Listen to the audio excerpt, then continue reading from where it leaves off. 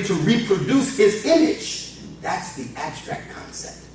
Okay? This represented the ability to reproduce the image of that person. So for the male, it represented his ability to produce especially sons, because that was the big thing. Allah addresses that in the Quran, right? The disparity between the daughters and the sons. So even in the Arabic word for son, it begins with ba, bin. We say ibn sometimes, right? Active, right? But bin, for the daughter, bint. See, the connection is there, but they don't emphasize the female, because the male in their minds was worth more in the society than the female. That's twisted logic. But they figured since the male could fight the wars, the male could do the hunting, the male could assist the father in his travels and bring him home, help him bring home whatever that was they needed to carry home, they put more stock, no pun intended, in the male, in the boy, than they put in the girl, who has to be here before you can even think about getting a boy. But they didn't understand the logic. So Allah had to reveal the logic all over again in the Quran. For what reason was I killed? Not just the physical baby, the principle. Right. The feminine principle. Respect for the feminine principle is what they killed. And they turned everything good into masculine, and turned everything negative and evil into Eve. That's what happened before the Quran. That's where you get your word evil, from Eve, who succumbed to the whispers of the serpent. And because of her, now we have all this evil in the world. Eve, that's when the sun goes down, right? You're about to be in the dark following her, right? That's what they're trying to tell you. And they say the reasons for all of the evil and all of the mishaps and mess up in the world is because of you females. So Allah had to reveal a language in the Quran to reverse that and put the female back on her proper pedestal. But because the Quranic translations and interpretations have been in the hands of male chauvinist Muslims, we still don't have it right. And we've introduced a sick logic as Muslim scholars that puts the female even further behind the eight ball than the Western one. In some cases. In some cases. Our women are not the free thinkers and movers and shakers that Allah designed them to be in the Quran, if you look at what Allah says about them in the Quran. And the protection that Allah affords them through your hand, male, and also through the hand of many other agents and agencies that Allah has working for him. To keep the feminine principle, the respect, have taqwa for Allah, and also for the wombs that bore you. That should have been enough. Allah put that in one sentence. Ittaqullah war'aham. One sentence. He didn't even cut it, he didn't even break it up. Respect, have regard for me and that which is responsible for producing your family line, your family ties, the wombs that you came through to get here. Right? Have taqwa for that. He didn't just acknowledge it. He said have taqwa for it. That's right. Just like you have taqwa for me. And if you don't have taqwa for that, you are lying about your taqwa for me. I said, go to the store and get me some apples. You go to the store, come back. I said, where are the apples? I didn't get any apples. Well, then you didn't go to the store. I went to the store. You didn't bring back the apples? No. Well, then you didn't really go to the store. Not for my purpose. So have respect for Allah and the family ties. Okay, I respect Allah. Are you respecting the women? Are you respecting the family, the children, the generations? Are you educating your people? Are you taking care of your schools? Well, no. Well, you don't really have to talk about for me, because I don't need it. It's Allah speaking. You need it. How are you going to call yourself worshiping me and neglecting the community? I ask you to pray, you pray all day long. Brother asked you for $10 because his family's starving. You hemming and hawing. Here he come. You see him 3 blocks away. But you can't see Allah right here. Allah, he's right here saying, do this. Be merciful. Be generous. You know you got it. Give it up. You see them struggling. Right? Help them. How many people will help this? You know I'm sitting on $1 billion right now with less than what I gave you so far if I just wrote books. But how many people are going to say, listen, I'm in the publishing business, or I know someone in the publishing business, Brother Man. Maybe we should get your words translated and put it in transcript form, and I have somebody who can get that into Barnes & Noble, Brother Man. That's how we have to think. That's respecting and worshiping Allah. Not just making the physical ritual. The giraffe does that. The giraffe makes sajda. Allah tells you in the Quran, the trees bow in adoration, make sajda. The bear gets up every now and then and it looks like he's calling your dad. Right. The owl makes taslim. That ain't no big thing in creation. That's just Allah showing you, see, I put support in my fitrah for what I asked you to do as a ritual. So you don't have to feel like your ritual is some strange imposition. It's a part of the fitrah. Every position is a part of the fitrah. You understand? Yes. But in order to truly service Allah or serve Allah, we have to serve each other. Oh, that's a commercial. All right. So sperm is contained there, right? It's housed in the testicles. Follow where I'm going. Put your scientific thinking caps on. Don't think nasty. That's what they want you to think. Most of their true sciences that have advanced the world, they put it in the concepts that they want you and me to think are nasty and vulgar. Most of it. Most of their sciences are tied up in terminology that you and I would consider morally offensive and vulgar.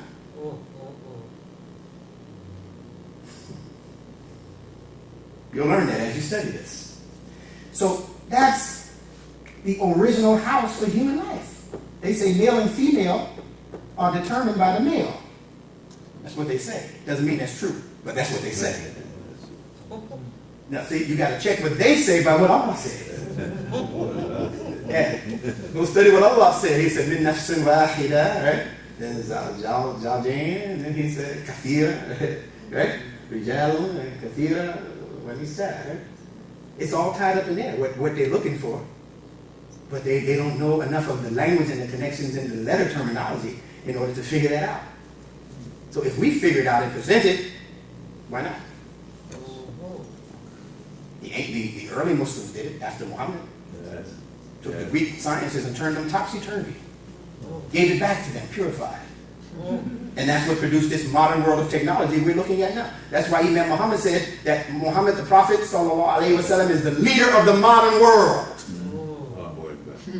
And he wasn't even a part of the modern world.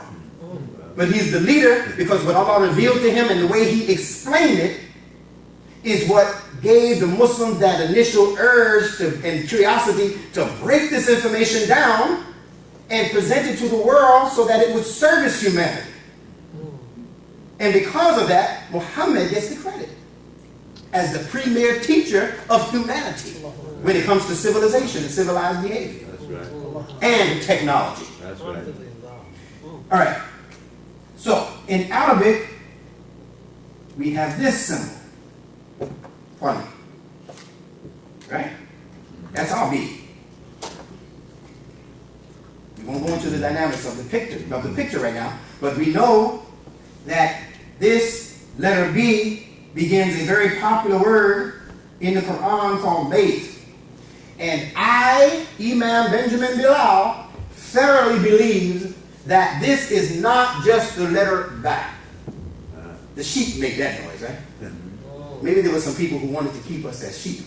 Ba, ba, right? No, I believe that this letter is actually the word Bayt. Aleph, Bayt. Now, why do I believe that? Because if you want to court this woman because you see qualities in her that would serve you well in terms of her being your wife, brothers, but you don't know her that well, where are you going to find out? You're going to her nearest relatives. That make sense? That's why they established a wali. He's supposed to be there in touch with her family and tell you things, and the family will say certain things to you that might make you change your mind. Because they know her and you don't. You're getting to know her. So in getting to know the Arabic language, I researched Arabic's family or sister and brother languages. Hebrew is a sister language. And there are other languages, about 4 or 5 of them that I could name, that are actually in the same Semitic, Afro-Asian family language group. They call them language families. The Romance languages of the West. That's a family of languages. Germanic, which is where English comes from, Spanish, French. Those are languages of family. Those are family languages. And it's the same thing for Arabic. It does not exist in a void. Everywhere I check among Arabic's brothers and sisters, their B meant bait or house, including Hebrew, Beth. Aleph, Beth. You hear Beth Israel? Yes. Right? House of Israel. Huh? Bethlehem, house of bread. Everywhere you find Beth, you're going to find house. So Aleph is similar to Alif for us. Aleph, A-L-E-P-H for Hebrew. A-L-I-F, transliteration for us. Both means the same thing. And then when they go to Beth and they say Beth means house and we say Ba, that means nothing. Somebody's hiding something from you. Ba means bait. And if you understand that, you're going to understand a terrific key for unlocking a lot of words in the Quran. Because that word, that letter begins the Quran. Bismillah. And it also begins the Torah. Bara is the first word in Hebrew in the Torah. Bara Elohim. Etc., etc. We're going to have to go through the Hebrew today. So, yes, it's in English. B. And it is, right? That's English though. In Arabic, kun. Fayakun. And the K has a connection with the B also that we don't have time to go into today. All right, let's begin marching home towards the goal. So that's the original house. The house we live in is a secondary house. I told you that the clue is to find that object in the fitrah first. Then look at its extensions. So your physical house, which back in the days of the ancient people were tents that were divided. The average division for the average nomad back then, a few thousand years ago, a few hundred years ago, was a division in 2, just like these gonads, male and female. You see the logic? You see the science in that? They had a side of the house for the women, and they had a side of the house for the men, just like we do at the masjid right now. See? When we follow that principle, and during times when we're supposed to be procreating our religious life, you got to keep the male energy separate from the female energy without causing discrimination. You can't put them in the dungeon and you sit in the lap of luxury listening to the khutbah. You should have an equal facility. In fact, you should have an area that is even better than the area that the males can handle living in the woods if they have to. Build a tent, pull something out the tree, start a fire. The women are home trying to teach your baby some sense. And they know it, so when you leave them to design their own restrooms, their restrooms on the most part look better than yours. You see, no matter where it is. I was on the South Ferry one time. Went into the male bathroom and felt like it was too dirty for me to even do something. And went in the women's, they had a vanity on the window. You peek in it, they got light bulbs. Looked like a little makeup station, powder puff. I mean, I'm imagining now, but it was clean. Because that's what the female deserves. That's an aside. That was also a commercial, but for you.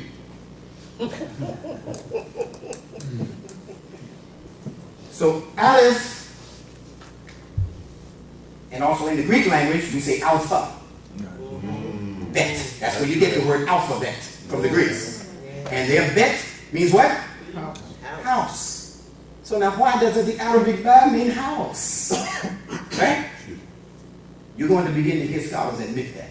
Because it's not that they're insincere, it's that Allah brings information through whomsoever he wills. And you never have the complete story. And if they are humble enough to say, well, it might not even come from me, because language travels. And they'll say it just like they came to say, yes, Imam Muhammad is correct. It is al-Islam in the Quran, not just Islam. And they began to say al-Islam. Right? That's how language grows.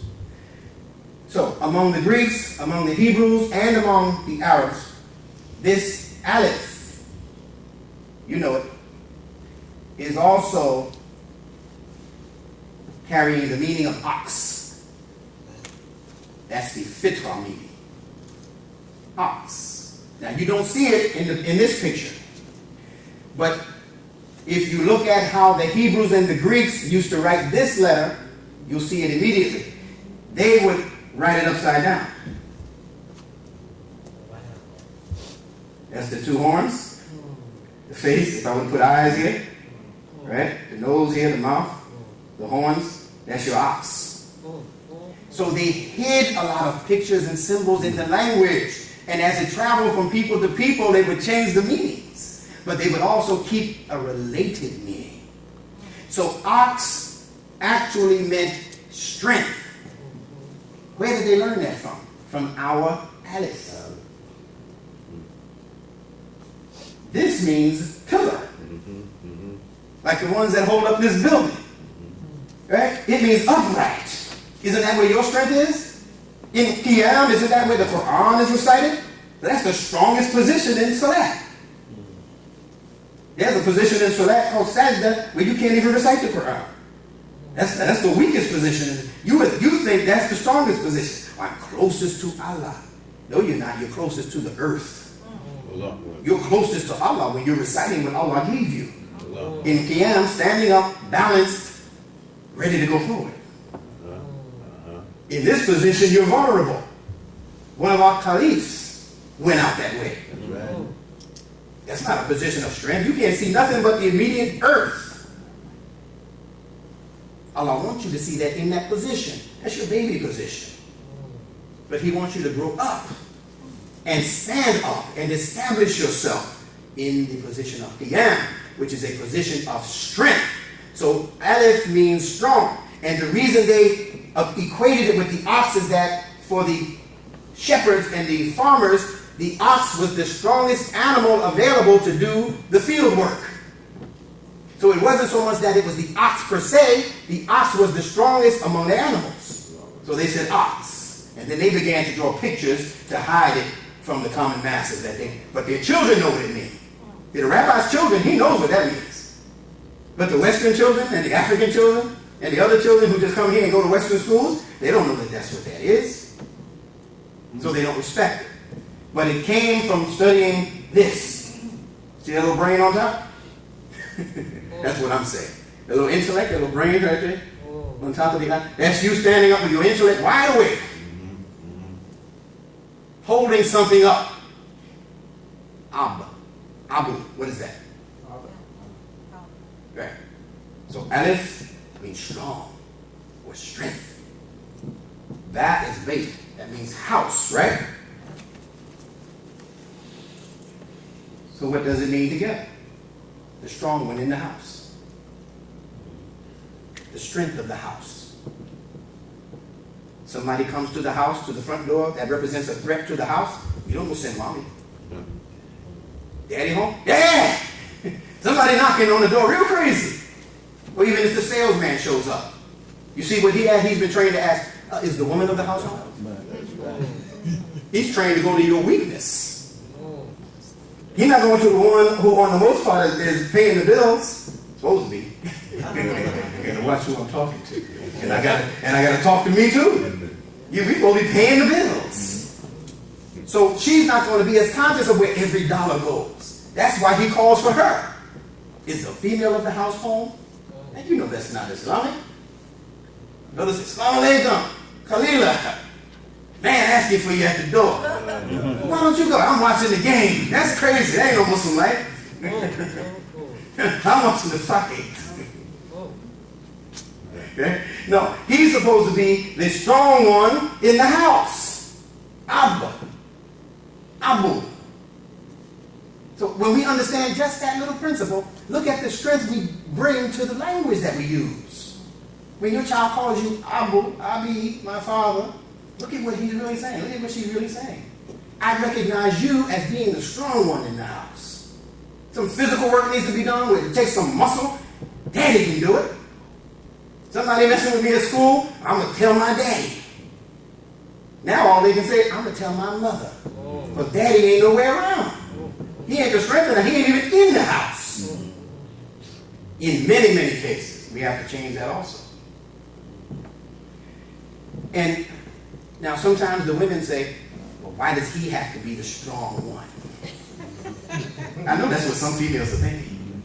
But look at the justice in Allah's language, his Quranic language. He called you what? There's Ab or Abu, and then there's who? Right? That also begins with an Aleph. The same strength, but strength in a different area. Hers is an Aleph connected to a meme. Won't go into all the details. I'm trying to rush now, right? An Aleph connected to a meme. Double meme. Oh, you bad.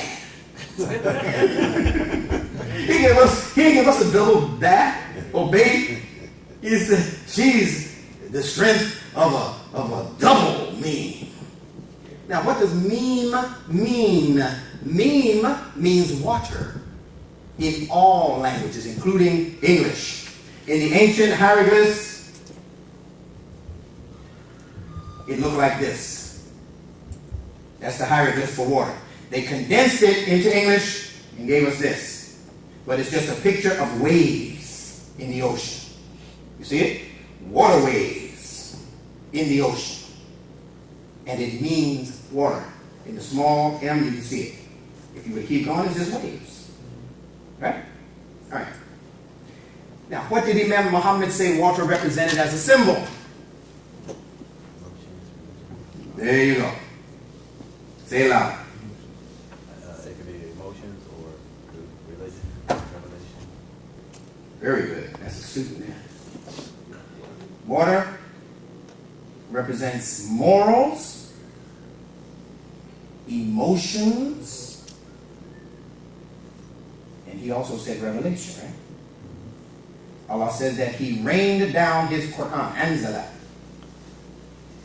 From nazala, he rained down. He sent down, but he sent it down like rain. But that is by extension. Water keeps you clean. Morals keep you clean. Right? Before we pray, you have to apply water. You have to be morally correct, morally sensitive. When things register on your emotional body, we call it your nervous system that's being affected. Isn't that what that is? Yeah. Right? That's what that is. That's agitation in the water. If you leave water alone, a bowl of water or a lake of water, it'll be at rest. As soon as you throw a pebble, as soon as you touch it, it ripples. That's your nervous system. So Imam Muhammad gave us the concrete definition, water, and then he gave us many abstracts that grew out of that concrete. Your emotional life, your moral sensitivity, etc. Because it's designed to keep you clean and pure. All right. Now, back again in the ancient days, the house or the tent was tended to by the female. Not like today, where many women work and we don't know who's watching the house. But there was a time when that was the woman's assignment. That's right. And when there would be tears in the structure of the tent, it was her job to patch up the tears. And there was a particular kind of glue that she used in order to do that, in order to accomplish that. She would get that glue from the scum that would come in from the shore, on the shore, the banks of the river. And she would heat that scum up, that froth, and it would become real sticky. It would become a type of glue. Wow. And she would use that glue to patch up the holes in the tent to preserve the life of the tent. Follow the symbolism. So She represents what? Strength or strong morals, strong emotions, and we say that about women, right? They got stronger emotions than us, right? Why? Because she uses her moral logic and her emotional logic to patch up tears in the family life. So when the children come in, Johnny did this, Janie did it. Her loving arms bring them together, right? And say, no, we're a family. We can't be arguing and fighting. Well, you trying to fight your? No, you don't be fighting no sibling. You want to fight that dude out there in your class that keep taking your bubble gum. You don't fight your brother. That's your brother. Right? Her arms do that. Right? Look at that. Her arms. See the aleph in the A? You see the meme? Take out the S for a minute. That's where they get the English word arm, from Because they know that they know that mother, just like that baby right there, see how Allah timed that just right? See her loving arms? Read the signs. Allah said signs in the heavens and earth and signs in you, but most people pay no mind whatsoever. I pay mind. I look for the timing in something, and I say, Allah did that to give you the best illustration. So she has that baby in her loving. Allah designed a curvature in her arm that males don't have. She can take that baby for about 2 hours without changing arms. Shock. I've seen them. So I've had 8 babies. And I held each one of them, and in about 3 minutes, I got to switch on. We got their bench presses and all that. But you put one of those in a man's arm, he's through. He ready to give him back, right? Oh, I'm getting a crick in my arm. She ain't got no crick. That's love. So they know that the arms represent mother's love. Because her moral nature has kicked in. Her emotional nature is intact. Right? That's why she represents the strength, the strong glue that holds the family together. Now, if you taught that in the schools, look at the respect the children will begin having for their parents again. We taught that from the minbar. And our children heard it. It will ignite something in them because it's in their nature to want to be that way. Allah created them to be that way. But if we hold all of this highfalutin stuff for ourselves and not even invite them out when we have sessions like this, look at how much language they could have benefited from if you had just said, hey, daughter, you don't want to come? Tell you what, call your cousin. I bet you she'll come. But you have to make that effort. Stop coming by yourself to these things. Unless you have a serious plan for taking it home, studying it, and creating your own little study group in your house. You might feel, well, hey, he's too heavy for all them. I'll break it down so that they understand it and won't run from it. Any way you can get it to them, fine. But I believe if you stack them here right now, I give them something. I've had children as young as 5 years old in my classes in Queens every Sunday. They sit there for 8 hours sometimes, right or wrong. Right or wrong. Right or wrong, my brother. With a notebook and pen. I don't mean doodling. Taking notes. Asking questions. 4 hours, 6 hours. So I understand that Allah has given us something very, very unique. All right, now I'm going to give you just a couple of letters and we're going to be through. In English, there's so much. I have to apologize. It's just difficult to get to all of what you plan to get to. But inshallah, if you enjoy this, another invitation would be all right with me. And this imam here is my brother. He was my convention partner on the bus at last year's convention. And we enjoyed each other's company. Even when we sat there and said nothing to each other, we were enjoying each other's company. It was pleasant. Absolutely pleasant and peaceful. And I don't think I could have rode with a better partner. Alhamdulillah. And from that came this session right here. That's how long ago he had planned to do this. All right? All right. We spoke about body parts in the language. I told you B, capital now, right? Lips. C, your ears. These are just pictographs. Capital G, that's the profile of your head. That's where your lips are. Back of your head, that's your chin, that's your lips. This all came out of ancient Egypt, by the way. The J was a depiction of Pharaoh's beard. Comes the chin. They used to curve their beards up like this, as a profile, from the profile, just like that. The K, you've seen the Egyptian hieroglyphs where the people are walking forward like this? Yeah. All right, that K comes out of that depiction.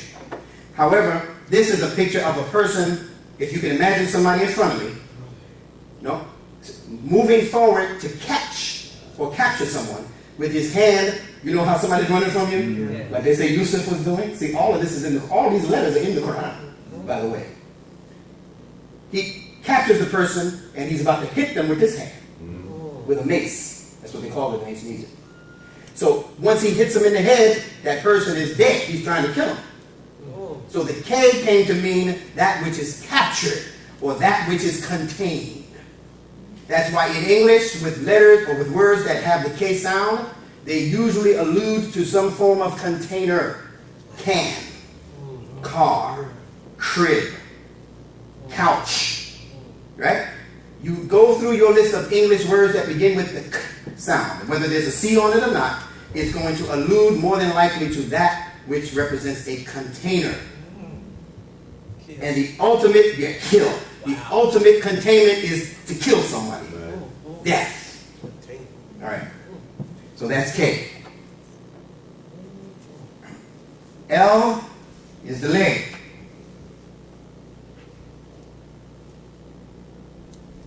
M, look carefully now.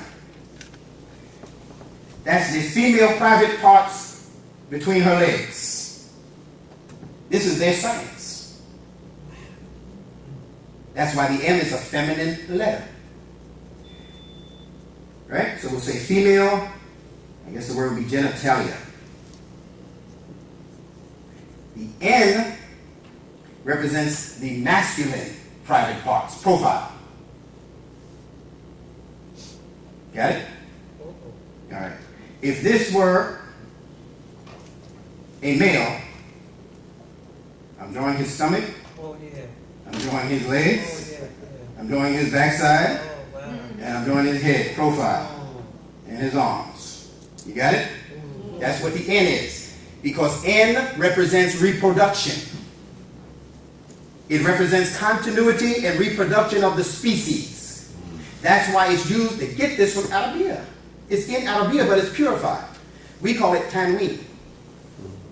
When you add a noon, an N, and the N makes that thing generic. Right? If I say kitabun, you're not talking about a specific book. It can be any book, right? Because it's given the tanween. If I said al-kitab, that's a specific book. Right. If I said kitabun, that's non-specific. That could be anywhere. Because the nun is responsible for reproduction, continuity. It means seed. As a letter, nun, it means seed. And the potential in the seed is to reproduce its likeness. All right?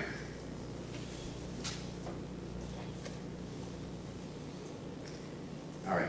Nun, male, and follow the same logic. The O is the eye. And you'll see it in the eye of Horus, the eye of Osiris, all of that ancient Egyptian stuff, the sun, that sun image, right? We talked about Q. R, now we get to the man running. Who said running? Yes. The R is a picture of the man moving forward swiftly. Swiftly, right? When you're really going somewhere, your legs get separated more. When you start to run, your legs get really separated. So most of the words, again, that we have in English that are monosyllabic, one syllable, involve movement. with speed, beginning with the word run. Right? Ride, rip, roar, rapid, right? River. These are moving objects. Right? Yes, rhythm makes you move, right? So it alludes to movement. Movement. Movement forward. Now, where did they get this idea? In ancient Egypt, they also had a so-called god that was called Ra or Re. Remember Re? Ra. All right. So Ra, sometimes pronounced Re, was exactly that. It was the sun god. Now, how did it come to mean movement? Because, especially back then when there weren't tall buildings and all these other things to get in the way of nature, you would see the sun. In fact, you'd be driving on the highway now as the sun is coming up. You look and say, oh, wow, the sun is in my eyes. Right? 2 minutes later, it's somewhere else. And it's, wow, that sun is moving kind of fast. So the sun, more than the moon, represented movement. Movement. Went up, pinnacle, went down, don't know where it went from there. But we know it's going to be back in a little while because it's moving. So R came to mean movement, and the sun came to be a symbol of the conscious mind. Because the sun allows you to see what you got to deal with in front of you. That's your conscious mind. So trace it back to a word in Arabic, and then I'm going to conclude. I told you Qaf represented the back of the head. Ra in Arabic and in sister languages means the front of the head. The conscious mind. Okay? So, what was the first word revealed to Muhammad the Prophet? Sallallahu Alaihi Wasallam. Now, you should be able to see this without me even going any further.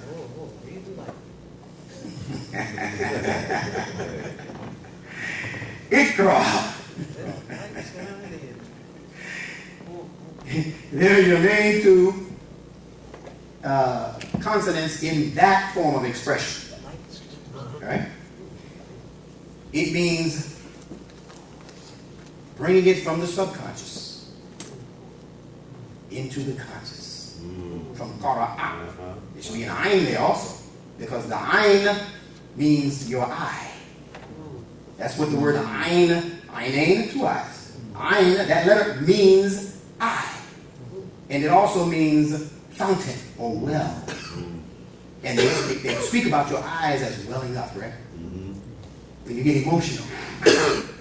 And you get emotional because something is near and dear to you. So ayn came to also mean subjective viewpoint. How you see things. Your personal viewpoint. You see that? If you don't see it, just get the DVD and go over it. Because I told you, repetition is what develops memory. So I give you a lot because I trust that you will get this information, and behind your taking notes, you'll also get the other information that can explain it to you in a week's time. You'll be rolling with this. This is not brain, what do they call it? Rocket science. This is science that will put you on a rocket and bring you safely back home once you've taken that ride. So, what is reading? Here's Allah is telling the educator what constitutes reading. What constitutes reading is to first retrieve the information from the subconscious.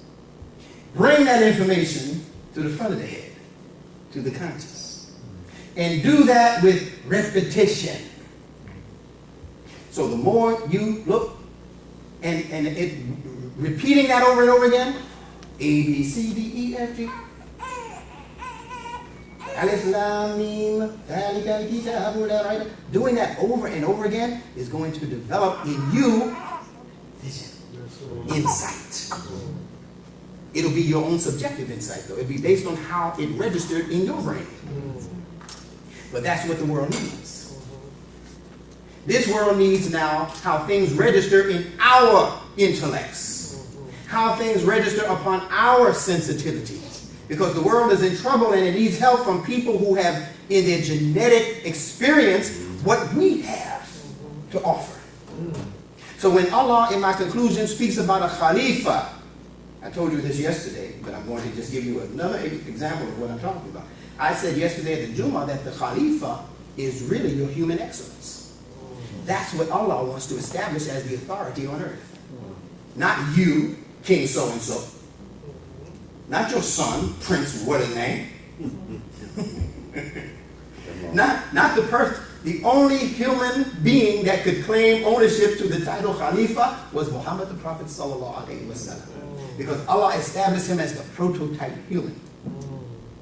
The one you have to look towards in order to get the full picture of what human excellence really is. On all levels, dealing with all situations in society. There's no other human being who was born before him or has been born after him that represents the complete picture that he represents. In his birth, all the way to his passing. Not just beginning with revelation, as Imam Muhammad told us. His uswa also is a sample or example for us. Outside of that, the true Khalifa is plural. And it is registered in the excellence that Allah evolves. So he gives us Khalifa. Listen carefully in my conclusion. Kha, that's the letter. From the back of the throat again. Right? Imam Muhammad said once that Khalifa represents your genetic inheritance. Your genetic inheritance comes from back there. Right? Now, if you were to take it from back there and advance it into 2010, leaving all of the trappings of what was back there, you haven't really brought anything forward. So I can't just go and get the way Muhammad dressed 1400 years ago and bring that into 2010 and say I'm following the Sunnah. I brought a cultural trapping. I can't just go bring up the term Akhi. Yeah, Akhi. And I think I've advanced Islam in America. No, I just brought a term that existed thousands of years ago into 2010. But it doesn't help my community situation. I have to be able to go into my genetic past. As Imam Muhammad said, he said, I'm going to stop speaking to their conscious minds. And I'm going to start speaking to the African American's subconscious, his genes. He said, I was speaking to his conscious mind, and it wasn't working. You were too busy moving. This is still waters. You heard that song, Still Waters Run Deep? Yeah. That's these waters. That's not the rapids of the river. That's the still waters of the quiet ocean. That's why they call it memory bank. Like river bank waters. Memory water. That's what that is. In fact, that capital Q in English, look at it. It represents a water barrel with the spout, like you're holding it like this, and the water's coming out to water the sheep and whatever, grazing animals. That's what that is. That's why the words in English that begin with that, like port, represent liquid. You see, even you say, well, what about the small Q? All right, that's your raindrop coming down from the cloud to earth, hitting the earth, and ping, hitting your windowsill, ping. It's water.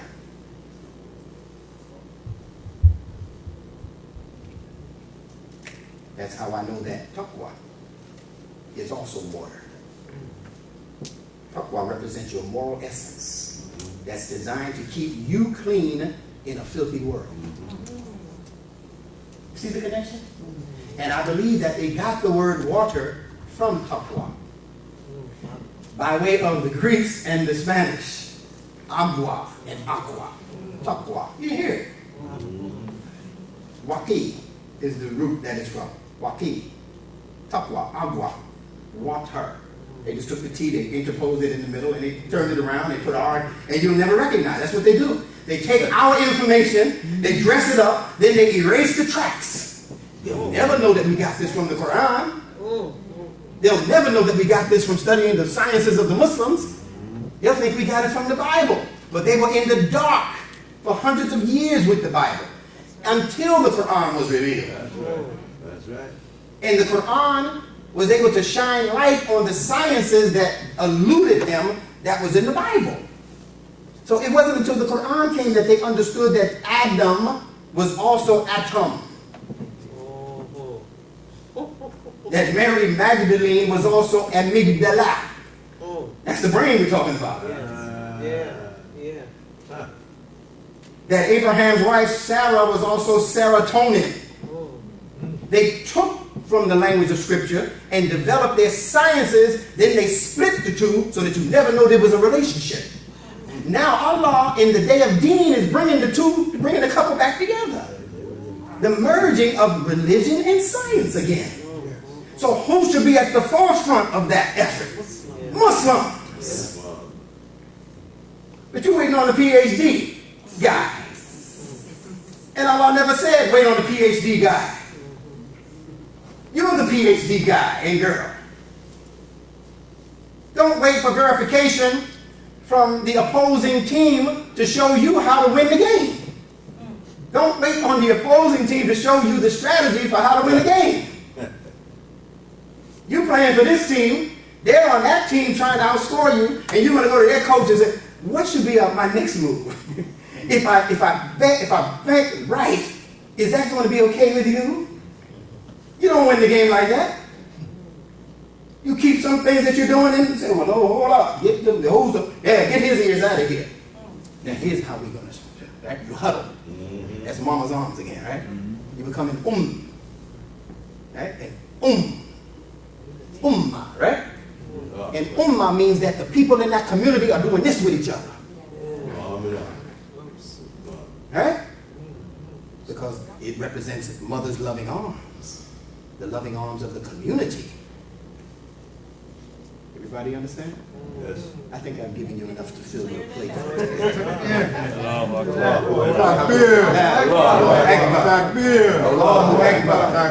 Allahu Akbar. So I thank you. I thank, again, your imam here, as well as the believers who came out on this very beautiful, sunshiny day to join us in this exposition of language that we pray and hope that Allah will bless you to digest and take into your system and make a part of your fabric. Repeat this enough to yourself. Study this enough so that it becomes a part of your very DNA. Because that's how they defeat us. They defeat us by designing a language. Satan, Shaitan, designs a language designed to be an overlay over your native intelligence. So inside, you know what you're supposed to be doing because Allah gave you all intelligence. Right. It's in your genes, your conscious mindset. I better not do that. That first voice, I better not do that. I better not say that. But then there's something else that's Shaitan's language. Say, no, you'll look better in front of people if you cuss her out in front of them for what she said and how she said it. See, that's point blocking Muhammad sallallahu alaihi wasallam, saying I see him going like this. Do it like I showed you, and that's me saying I know better than him, which is really saying I know better than Allah, which is what Iblis was saying. Okay, for you to question Allah about something He gonna do, you saying I know better than Allah. Look at that attitude. So whenever we sidestep Muhammad's example and say I'm gonna handle this. Yo, no, I got to go street on her. I got to take this to the street. Well, no, you're following Satan's plan. When Allah created you to be the Khalifa, bring the best of your genetic inheritance all the way from Adam. Kha, lam, kha, la, fa, right? Khalifa. Bring it from the back. Now, pronounce the letter L. L. Leave your tongue there. L. It goes to the top. Right. Allah is saying, take all that represents your excellence from behind you. Take Harriet Tubman. Take Frederick Douglass. Take Mansa Musa. Right? And advance them forward and put them in a position of authority. Bring them to the top. And then express it to the world. Fa, kha, Fa. From the back to the top to the forefront. Assalamu alaikum. Up there. Up there. Up there. Thank you all again. Do we have some questions? I'm not sure if we have time. It's all up to our imam here. I'm sorry that I went over the time that was scheduled. Questions? We'll entertain just a couple of questions if you have them. Medulla, the medulla, they call it medulla in Yes. studying the brain. Do you have any clarity? Can you make a connection with that, medulla? Sure, there are all kinds of connections. Anytime you see M and D, Oh, yeah. not anytime, but most of the time, you see M and D, it represents middle. Just like it does in Medina, medium. Okay? So these are contractions. So medulla, mid, dal. The middle dal. Now if you understand dal in the Arabic letter system, dal means door. That's one of the meanings. So it means you ever watch, what's that game show? The one where they choose between door number 1, door number 2. Yeah, The Price is Right or whatever it is, right? Let's make a deal. And they say door number 1, is it door number 2, or is it door number 3? The mind is trained to go to the middle door. Allah trained your nature to go to the middle. That's why he said he created us as a midway community. What's that, right? A midway community. That's how he created us. So the medulla deals with those objects that have to register in your in the mid, or the, let's call it the balanced part of the brain. It's a major subject. Major subject. But all of these things from past scriptures, including the idea of Jesus and Christ, which are actually two separate items in religion, Allah clarifies both in the Quran by calling him Jesus Christ and also Christ Jesus. Allah doesn't do that just for no reason. And the crucifixion of Christ represents the crucifixion of that native intelligence we spoke about in the beginning. Because that's also what he represents. You understand? All right. So, but we'll deal with that at a later time. We'll also be sharing food with each other, inshallah, and we'll be able to entertain other questions at that time. Are there any other questions for right now? pH. You mentioned something about pH, and I thought of balance. Okay. Sometimes I speed so quickly that I don't remember what I said. Okay. No, I don't think you said anything about pH, but I thought about how they talk about pH as a balance. It's Yes. a chemical term. That is correct. It's a chemical term that came out of the Greeks, the Greek language. But pH is our F. Oh. Again. So remember the things that we said about fat. Okay. Yeah. And even if we apply logic that only we accept and understand, if it's good for us, It's good. we should use it. So then we do have a PhD. Well, yeah. We have more than a PhD, we have a PhWD. Okay.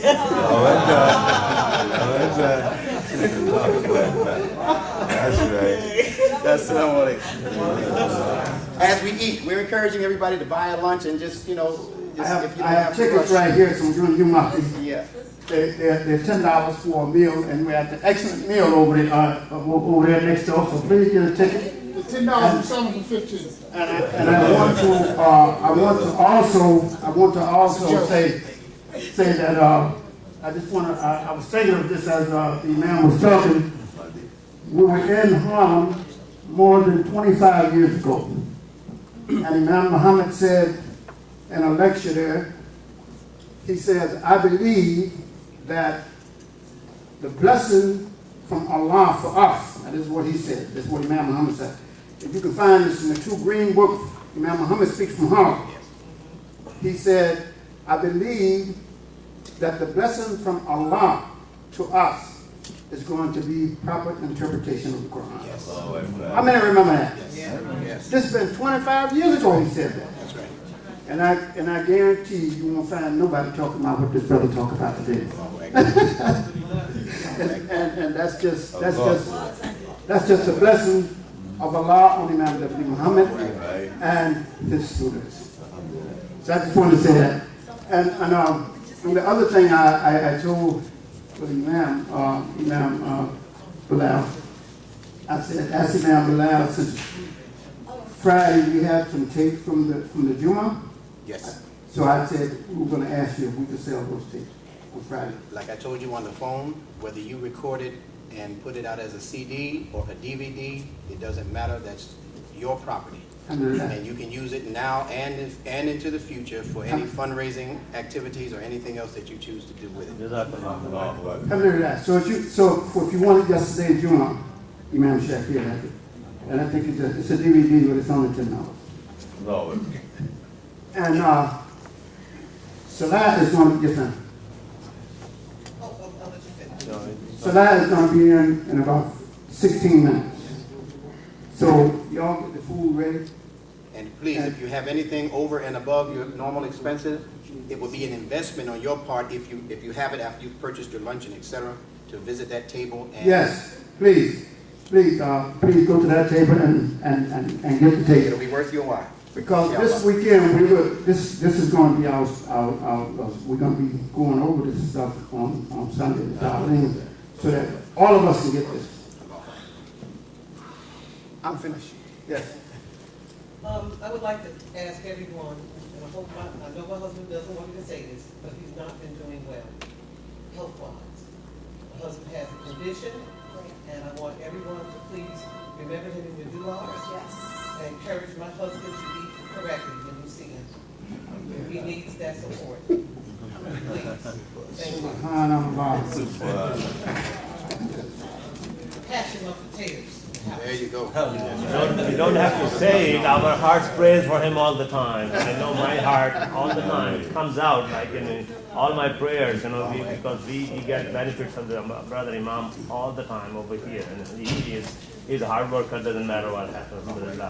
And we all pray for you, brother Imam. So let's just close with our Fatiha.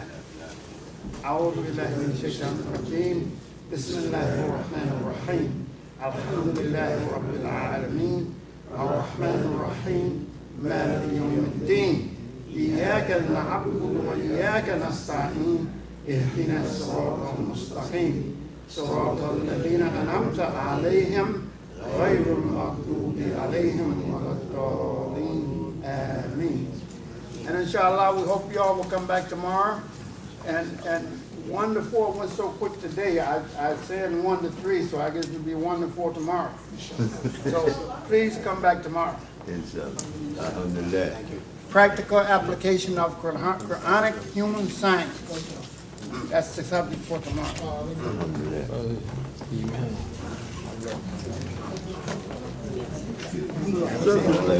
What are you doing? Are the tickets for those who want to purchase I used to. We trying to Rashid. I used to be the man with Muslim. He started I don't have any food to pay for. I read it all. Go home and eat. Yeah, I ain't going.